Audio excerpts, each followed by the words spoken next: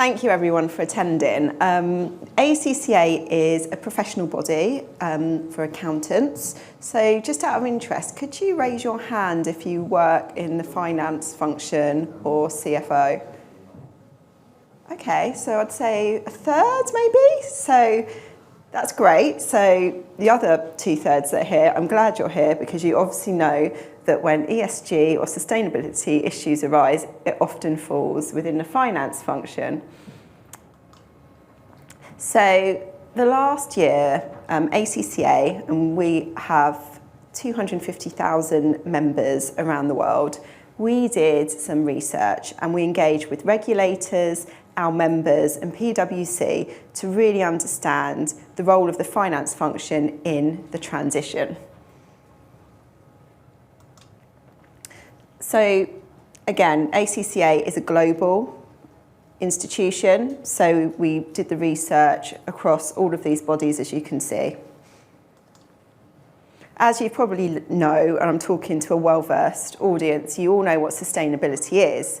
But when we talk about transition plans, we're actually thinking about what do organisations need to do around transitioning to a net zero future. So we was all at COP26 in Glasgow when countries gave these 2050 targets about reaching net zero, but actually it falls down to organisations and actually what are those plans that organisations need to do to get to their net zero goals. So the piece of research that we looked at was the mechanics. Okay, you've set your target, what is the goal? So we've all talked about a just transition. This piece of research and what I'm going to be talking to you about today is around emissions. And this is something, as an accountant, you know, is easier to measure. But you cannot just look at emissions without totally understanding that this fits into the environmental and social complexity. But I really wanted to say that this is about emission planning, but not disregarding the rest, because that would be an extraordinarily complex piece of research to do. Again, I don't know, has anyone heard of the Transition Plan Task Force or heard of transition plans? In fact, anyone heard of transition planning? Oh, the accountants maybe? Well done.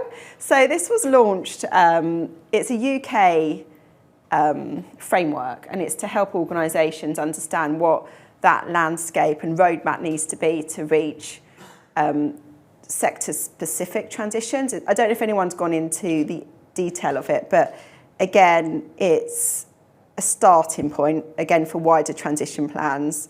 And as I said, what we need to do is think about how organisations can even start this, and a lot of our members, especially SMEs, do not know how to start this process and journey. Again, this is something I've just spoken to you about. Oh, is the video now? Okay, so sorry, before we shoot the video, when we did this piece of research, we looked through all the countries in the world to find organisations which have transition plans, and guess what? Not many do. Not many of our members have got transition plans. Why? A, because it's complex, and actually the ones that have to start transitioning planning are the typical energy companies that need to go to green economies and kind of the big infrastructure companies. So the best case studies we could get were energy companies. So this is a really good video of Scottish Power that discuss their journey on how they completed a transition plan.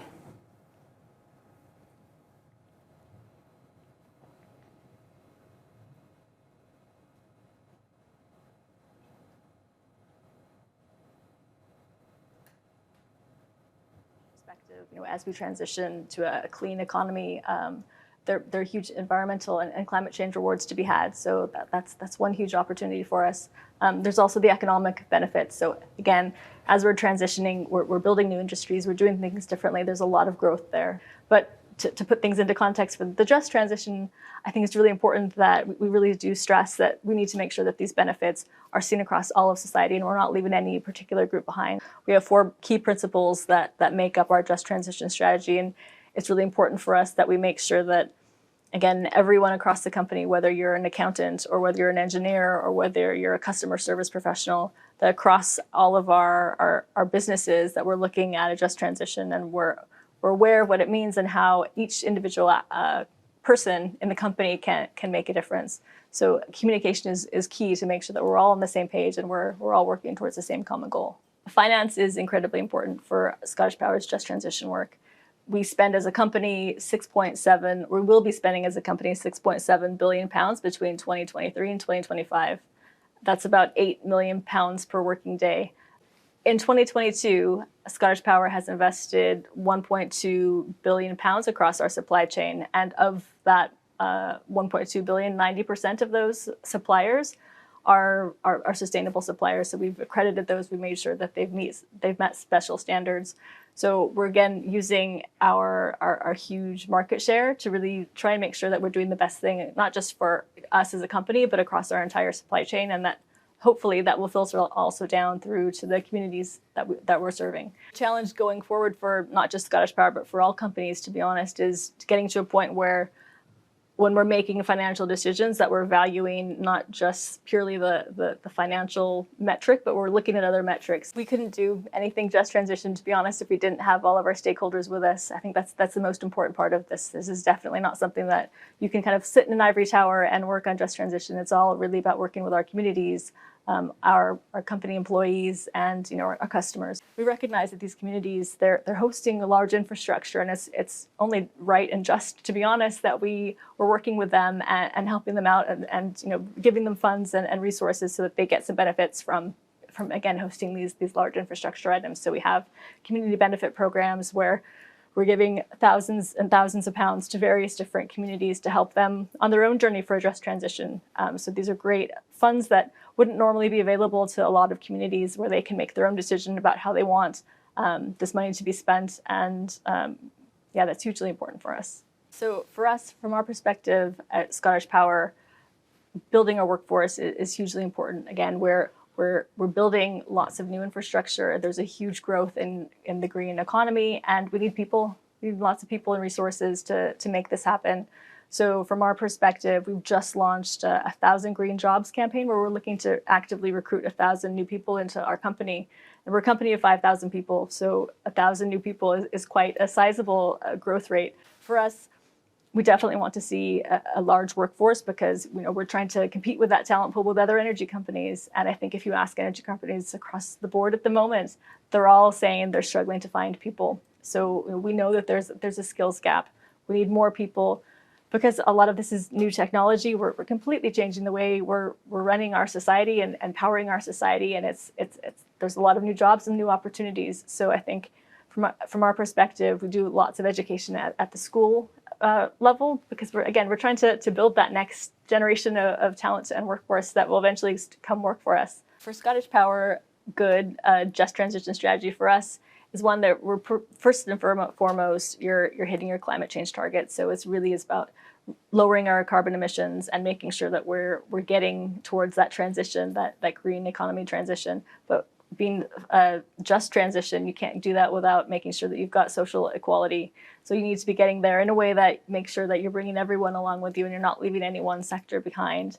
And hopefully, if you do that right, you're also creating lots of wealth building in your communities. You're building capacity, you're building wealth, and you're creating economic opportunities across the board for people. So it's a big challenge. It's tackling climate change. It's dealing with social justice, and also elevating people out of poverty. So they're very large aims to be trying to hit. So it's a hard ask, but I think we know where we need to go, and hopefully we can all get there together. If you're a company out there thinking about putting together a just transition strategy or thoughts, I don't want to sound like a Nike advert, but I think the point is just do it. You need to just start, and everybody has to start somewhere. Just know that you're on a journey, and talk to people, talk to your employees, talk to your communities, get a broad range of inputs and a diverse range of people you're speaking to, and I think we can all get there if we take that approach. So that was a great case study and quite rare.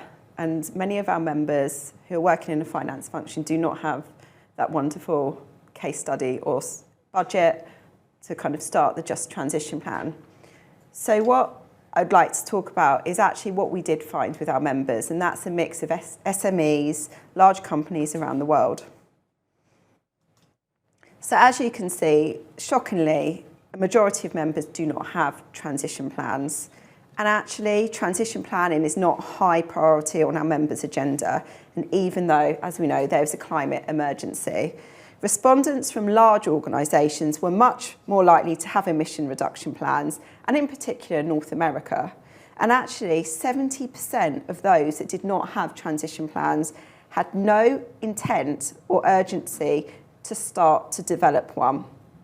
And we looked into why, and there was lack of clear business benefit for doing so. That was one of the most common responses on why they do not plan to start developing an emission plan. And actually, companies that do not plan on developing usually have multiple reasons for not creating one. Drivers are still unclear, and also the ones that did seemed to be for-profit companies, and actually, as I said, in North America or the Middle East, that they would do this to seize opportunities and actually for competitive advantage. So respondents from other organisations, like your not-for-profit, actually wanted to do this for public reputation. Now, surprisingly, as I'm in the accounting world, we were expecting regulation as a leading driver to develop transition plans. And even with regulation coming in Europe, something called CSRD, put your hand up if you've heard of CSRD. Oh, wow, okay. We can get technical. Europe was not leading on transition planning, even though CSRD is around the corner, and that was quite shocking for us. Additionally, a majority of our respondents believe that emission planning is both a cost and a benefit. So twice as many respondents said that emission plans was a benefit than said it was a cost. So as we can see here, and of course, sorry, Africa, again, lagging behind the path, and I can talk about that later. So I don't think this should surprise anybody that, you know, the big companies are accelerating, but for us, the surprise was actually European companies are not leading the way. And also, there was no priority or urgency just to get going on starting this. And you just think about how everyone signed up to these net zero targets and goals for their organisation, yet where is this planning? Again, I'm in the right place about opportunity. And I think we all understand the motivations of competitive advantage and reputation. And actually, as we spoke before and in the video, we talk about sustainability as a driver for creating long-term value.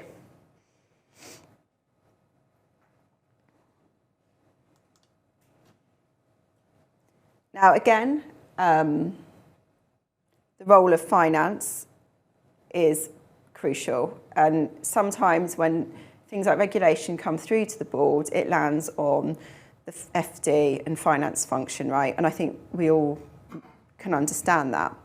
Now, I'm going to ask a question, actually. So who has on their objectives sustainability to do something in their end-of-year appraisal? Generally, you know, there's that little box, what are you doing to contribute towards your sustainability goals? So we actually surveyed people, and everyone said yes, we have to do something, you know, contribute to sustainability goals that have been set in our organisation. But actually, when we challenged them on who leads this, no one department came forward and said, actually, we're driving the ESG agenda in the organisation. So what we found is, yes, everyone is happy to kind of embrace the objectives, but there's no key department that is really driving the ESG agenda. However, we did notice that in further inspection that the roles in finance are being created. So we've interviewed people around the world, such as the ESG controller of Cisco in Ireland, talking about these new roles that have been developed, because I think mainly driven in Europe with the regulation coming, it is falling in finance. So you are having these ESG controller type roles to sort the data out. And I think any of you who have to do that and own that ESG data understand the real challenge you have there. Again, it's not just about finance, right? Chance of success will be low implementing carbon reduction strategy if you have poor governance.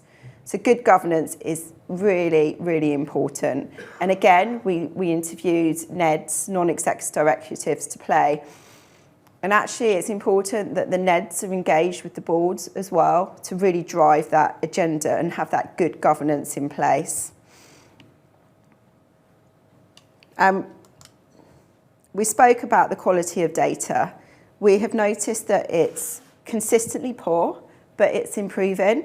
And we've found some other statistics that over the last 18 months, finance has taken more of a role to lean into that position.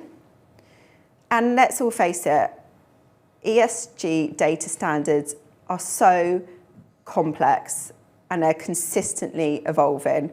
So again, it's another kind of call to action that organisations must develop this appropriate processes and controls to address any data quality issues within the ESG agenda. I often look back to when Sarbanes-Oxley came out in the early 2000s, and this to me is like the large kind of Sarbanes-Oxley of kind of developing these process and internal controls to really drive your ESG data forward.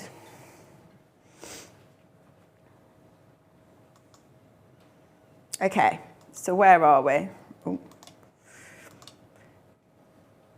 So I think I've spoken to this already, and this shouldn't surprise you. And I think I've discovered that there is important that new business models start to evolve. And again, with anything, when you have the net zero transition, you've also got to know that some business models will become no longer relevant. So it's, again, we talk about transition, but as business models changes, organisations must approach sustainability holistically as a source of value creation, competitive advantage and resilience. And actually, according to our survey, many respondents see transition as an opportunity to review their business models and ensure they're fit for a sustainable future. So 41% of our members surveyed saw that the transformation is creating long-term value for their organisation. And again, the primary business opportunities cited, as you can see, were long-term value creation and competitive advantage. Again, we've spoken about this, but the world's climate emergency is an urgent need for transition planning to a low emissions economy. Regulation is a factor and it's encouraging organisations to develop emission plans, but it's still not the primary reason. And even this year we have like CSDDD. Has anyone heard of that? So this is all about not doing the reporting, which is CSRD. DDD is all about showing you've got governance in place to get to transition. I'm not sure it has been approved, but it's going through the EU as we speak. It's not going to be approved. Oh, you can say that in your question. I look forward to talking to you at the end. Obviously, I just did an example. I think we've spoken about this. It's the starting point for transition planning. We think as an accountant is sorting out your emission plans first.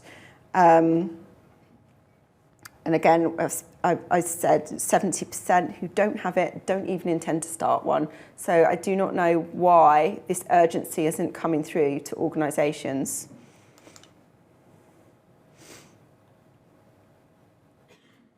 And again, this is all showing that location of organisations of the country depends on when they're doing it, and then the urgency, again, isn't quite there. But then we think about smaller organisations, right? There's a lot of complexity to do.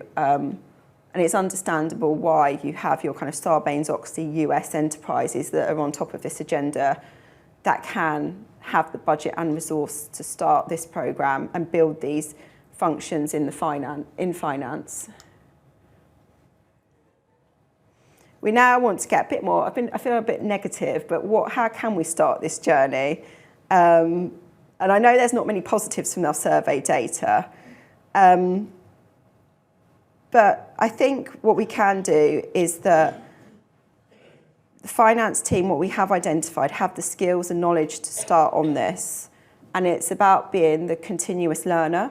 And especially with if you are an accountant or you have to do your CPDs, we're really trying to embed how to do this transition planning in the profession. So it's about the accountant as a continuous learner, and probably the rest of you who are professionals. The how. Tricky, tricky, tricky. As I said, it all starts with good governance. It starts with board level, right? It's about them taking oversight for responsibility and delivery and having the right strategic objectives of the organisation. But as I said before, it always falls, or often falls, on the CFO's remit to deliver these targets. But what we need is clear governance, accountability and oversight. And again, we noticed that chances of success will be low, but what we did see is that where board levels were included, chances of success were higher.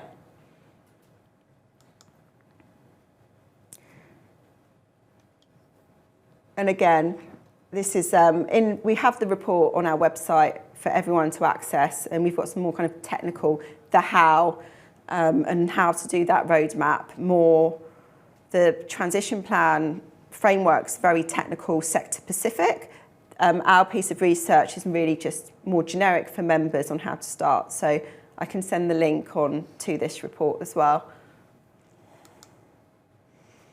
I know I keep talking about the finance team, but I do work at ACCA, so we talk here about how it doesn't matter if you've got a transition plan with goals and targets. There's no point having them if they're not regularly reviewed and updated.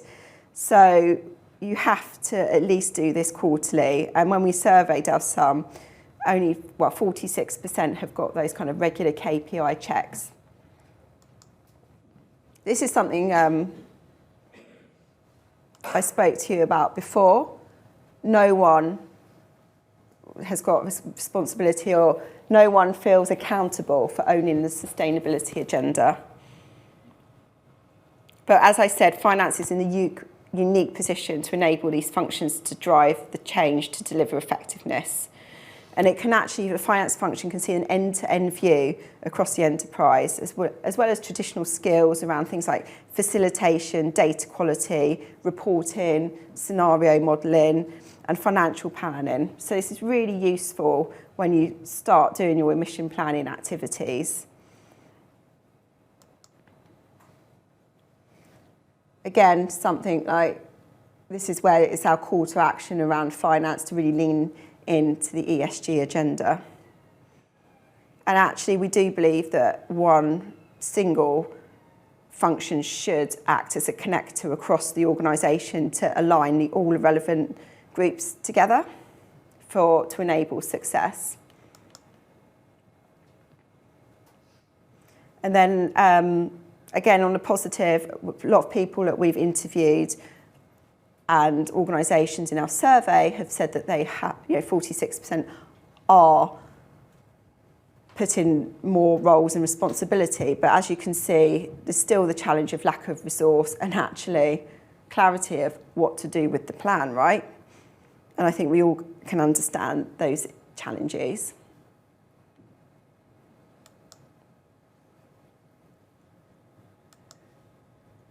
Again, I've spoken about this before. It's all about this, having your overall board level, understanding your purpose of your organisation, and then creating that long-term value, and those which are set by the board and then put down for specific targets and measurements that the finance function can, of course, report on. Again, now, I don't know if anyone has ever audited sustainability data or tried to collect it. Anyone? Hands? Put your hand up if you've struggled with the quality of the data, finding the data, collecting the data, seeing the data, not knowing what to do with the data. So this is the biggest challenge. The biggest challenge is non-financial data is unreliable, and no one wants to, it's all in different departments. You've got in HR, you've got your Modern Slavery Act, you've got your social ones, your governance ones. It is so tricky. And what we found with our members who have to collect this data in finance, they don't necessarily want to own that data either, because then they say, well, hold on, isn't that the CEO's responsibility? Because suddenly I'm looking at HR's data, I'm looking at all of the functions' data. So again, this is probably the number one challenge you have in reporting ESG data from the accounting point of view, the quality of data. And you all know that good data matters, right? And the governance requirements for sustainability data are so complex and are constantly evolving. And just like the regulation, you have to stay abreast of all of the development, especially around sustainability reporting and disclosures. And actually the monitoring of performance and achieving transition and emission targets require the inclusion of this non-financial data in the performance management processes. Again, this gets complex, and if you want to know the ins and outs of kind of how to build a performance management framework, we've got some research that you can read. You probably don't need to hear about that now. Again, I think what we do is we think the quality is slightly improving, and that may be just because finance have leaned in. But when we look at when data is assured, so PwC had this terrifying statistic that the FTSE 100s that required limited assurance on their sustainability reporting, I don't know the non-technical word, but failed in layman's terms. And these are FTSE 100s, right? A high percentage were failing. We think we start of building that internal control framework. Again, I've got the note, I won't talk about that now, but 77% of our survey respondents are starting this journey by developing internal controls for their emission plans. Again, it all happens starting in the larger companies, like in the US. So our conclusion to this, and I know I've gone through a lot of data and stats, is we really look at the finance function of tomorrow. So what does that mean for our members in the accountancy profession? And we really believe that they need to develop a transitional skill set through a range of interventions and experiences which are beyond the kind of traditional career path of an accountant. But it's not just the accountant. All organisations need to kind of integrate financial and operational performance into one overall narrative so they can facilitate and make that route to transition possible. And we think that actually finance is in the best place to act as that connector. I hope you learned something from this, and your knowledge on what transition plans are and how some of our members are starting has maybe helped you. And it'd be interesting to hear from the audience in the Q&A if anyone's actually started developing transition plans and what challenges they faced. Thank you. Okay, thank you very much. Okay, we are getting a little tight on time, so I will take two questions from the audience if they are pretty to the point, if that's okay. Do we have any immediate questions? Well, we have one. I'll take the first two hands I saw, which was here, and then 2 rows back. If we can keep these to the point and the answer relatively short, I'd be very grateful indeed. Thank you. Thank you. In the future, could you see something like the general accepted sustainability standards coming up comparable to the general accepted accounting standards? So for those of you that don't know, there's something called the ISBB. There's an International Board of Sustainability Standards. That was launched at COP26. And I think the issue of it being a global standard is that all countries have got their own standards, and I think we've seen ACCA, there needs to be a level of harmonisation. I don't want to get too technical, but is that okay? I think it's a challenge, and companies have got a challenge in reporting to various different standards at the moment, and I think they just want one. Yeah, the standards also refer to the input, to the Yeah. data that get into the process. Yeah. Okay, thank you very much. And one last question here. So when we spoke of governance, I think one of the, in my experience, one of the most important things for getting the board or the company invested is linking sustainability with the board remuneration and bonuses. So in your experience, how many companies are actually doing that? And even when they're doing that, how many of them are stopping with scope 1 and 2 and including scope 3 in the board's remuneration? Oh, well, we haven't looked at we haven't looked at that, so I can't give you a generic answer on that. We generally focus on actually the finance function, so like the CFOs maybe, but we do kind of look at the role of the NED towards the board, but not in that depth on board. I'm sure there's actually something called Board for Net Zero. It's brilliant. They do some really good papers. I've just discovered it, or Board for Zero. If you look it up, it really talks about the board's role, and I think you might find your answer there. Okay. I'm so sorry we couldn't get to any more questions. We are running a little bit behind, so we are going to have to move on. Thank you so much, and a round of applause, please.